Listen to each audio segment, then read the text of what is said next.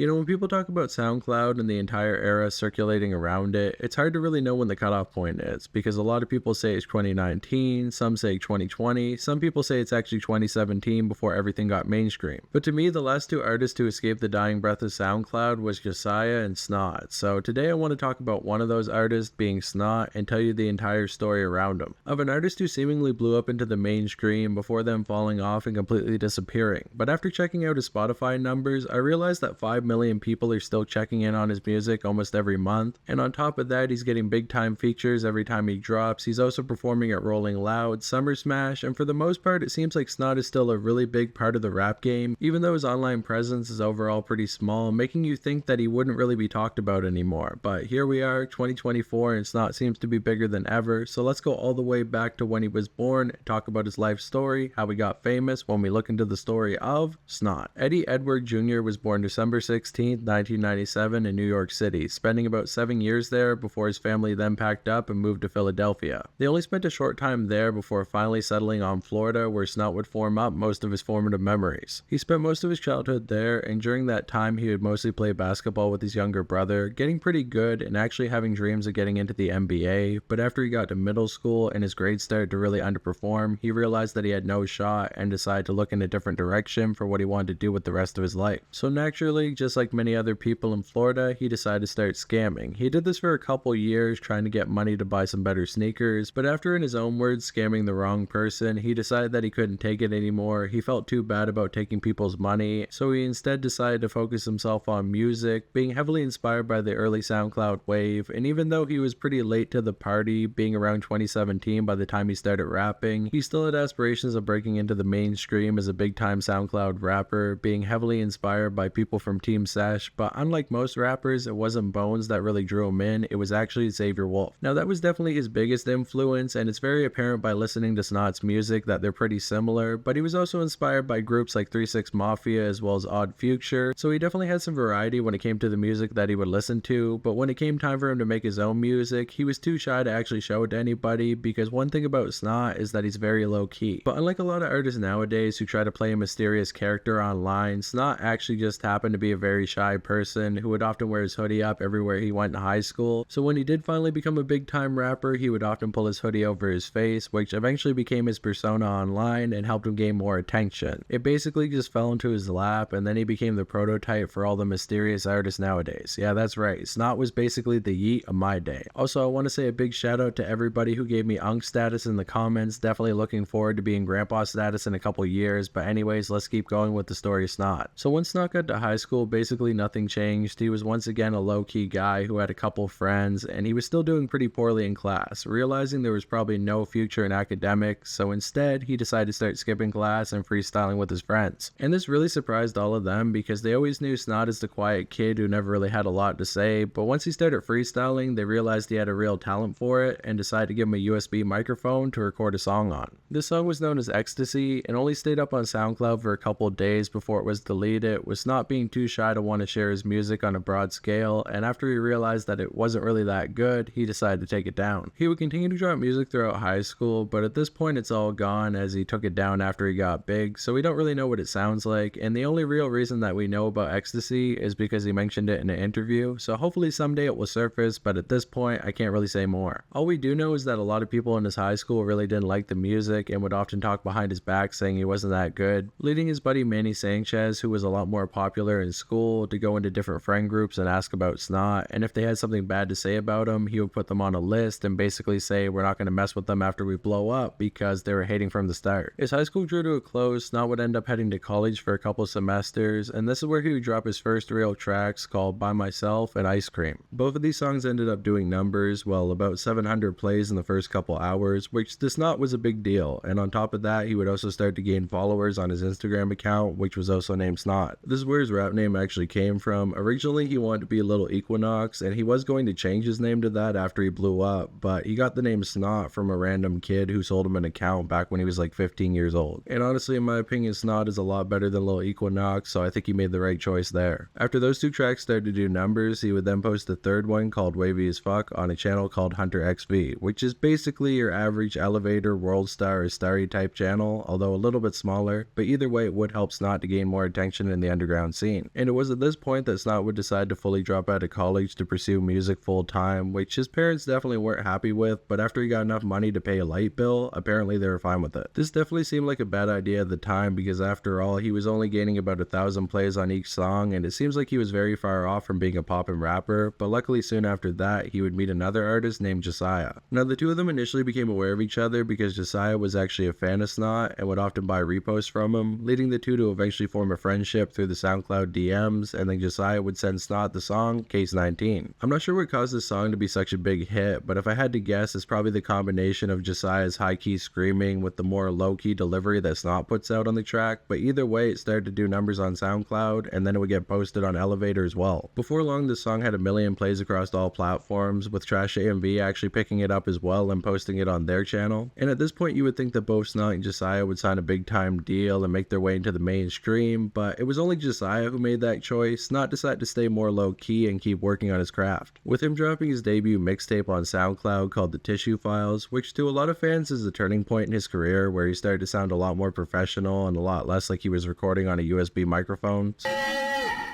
So Snot was definitely gaining attention and building himself slowly, but Josiah had just dropped another big hit with Young Bands called Shenanigans, which was an even bigger hit than Case 19, and finally got him a record deal with 10K Projects. A lot of people in their videos say Atlantic Records, and that is the record company that he's signed to nowadays, but he actually was signed to 10K initially. That's how he got the feature with 6ix9ine as well as Travis Barker. Now the one downside of Josiah signing this record deal is that the label wanted to delete all of his old music so he could have a fresh start with more professional sounding stuff, but of course that meant that Case 19 would also be deleted. Now originally Snot didn't really care about this because after all he knew how labels worked and he wasn't blaming Josiah for something that his label did, but at the same time it definitely must have sucked to have his biggest song at the time taken down. But even worse than that, another one of his songs called Excuse Me got taken down because he used a feature from a French band who was pretty religious and didn't like the fact that he swore on the track. So just like that, Snot's two biggest songs were taken down off of SoundCloud, and it seemed like at this point he was in such a bad position that he wouldn't even want to continue to rap. But even worse than that, to add a little bit more insult to injury, Josiah would then put a new feature on Case 19, being Tekashi 6ix9ine. Now this beef between Josiah and Snot is a little bit complicated. Snot and Josiah never really had a big issue with each other, but it all comes down to who they were connected to at the time and a couple different politics to do with the trap metal scene. So basically Zilla Kami and 6ix9ine don't like each other. They used to work together on this group called Scum Gang 6ix9ine, and then they broke up. Zilla Kami then connected to another artist named Cameron Nazi. Cameron and Zilla made music together for quite a while before Zilla was really working with City Morgue, but at a certain point he decided that he didn't want to be part of GCSY, being the group that Cameron was in, and he would rather be part of a group with Sos Mula. And the way he went about this made it seem like he didn't care about Cameron Nazi at all, so of course that would piss him off, and then he would later become friends with Snot as well. So Cameron Nazi was feeling really burnt that Zilla left him behind and then blew up. Tekashi 6ix9ine had blown up at this point, and he also was friends with Scarlord at one point, and then he blew up and left him behind, so he felt like he was getting left in the underground when everybody else was getting record deals. So at this point, him being friends with Snot and hearing that he had also been screwed over by Josiah, who then went on to sign a record deal and get a feature with Tekashi 6ix9ine, decided to go on his Instagram story and basically call out all the fake people in the trap metal scene who were getting deals. He said he was going to crash the NASCAR, he said he was going to bury the morgue, and he had something to say about Josiah as well. These niggas ain't got no real fan base. These niggas ain't work for they shit. Fuck Josiah.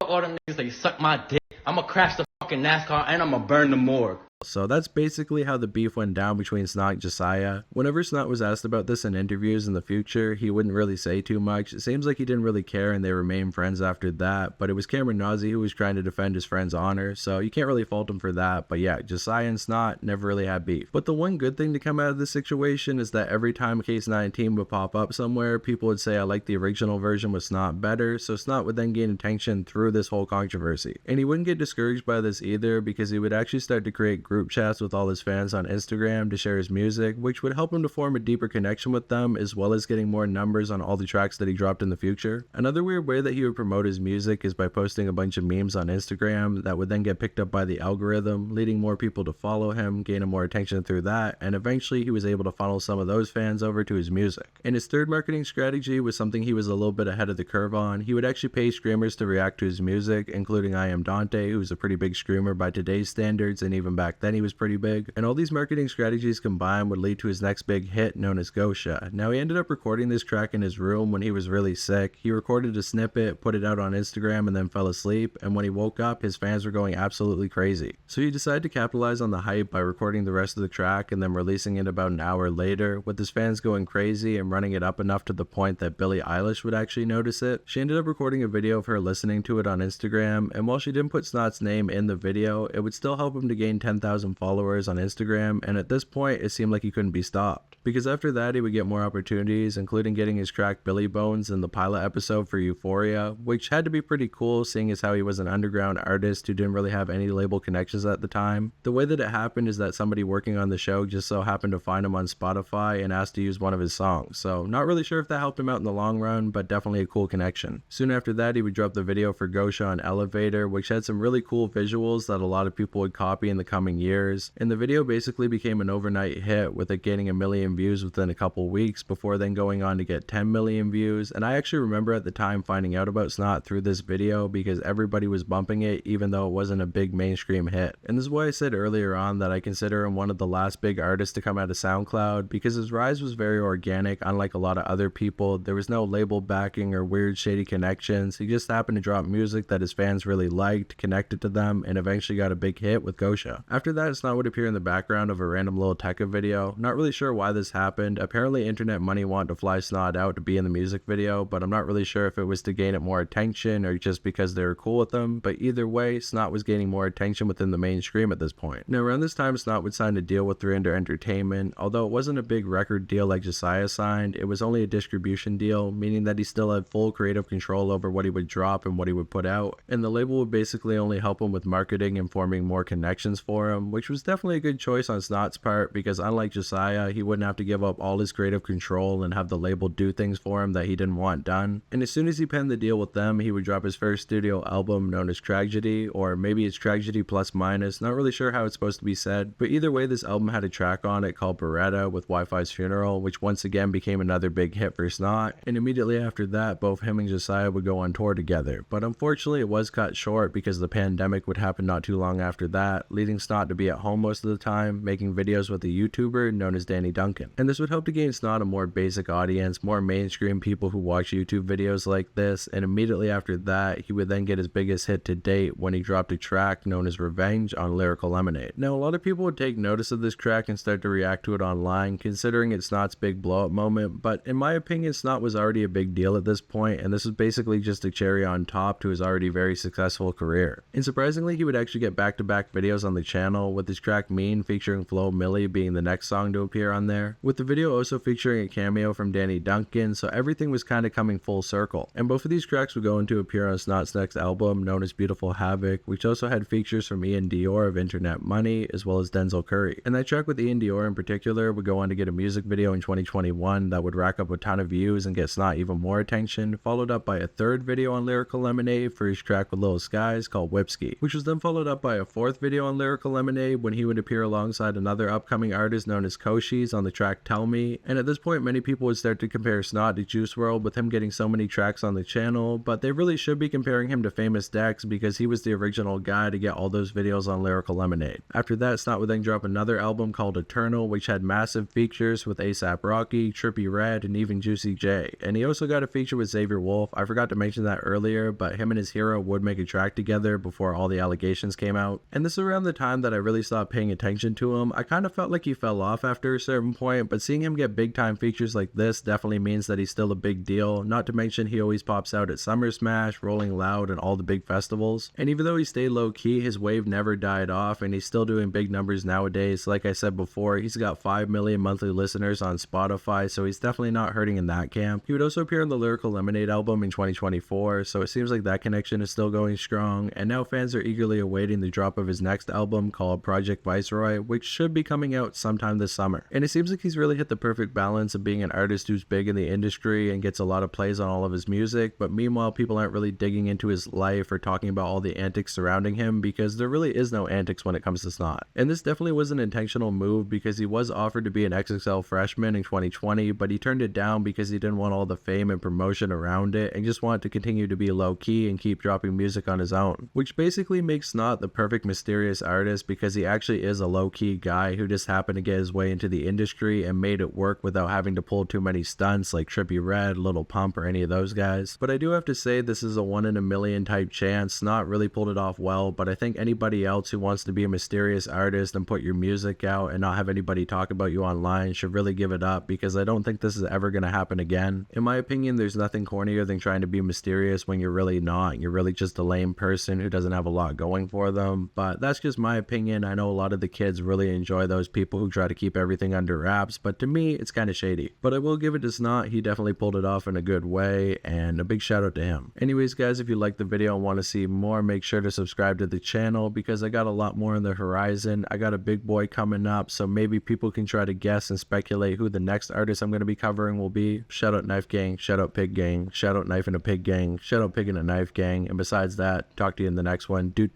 peace.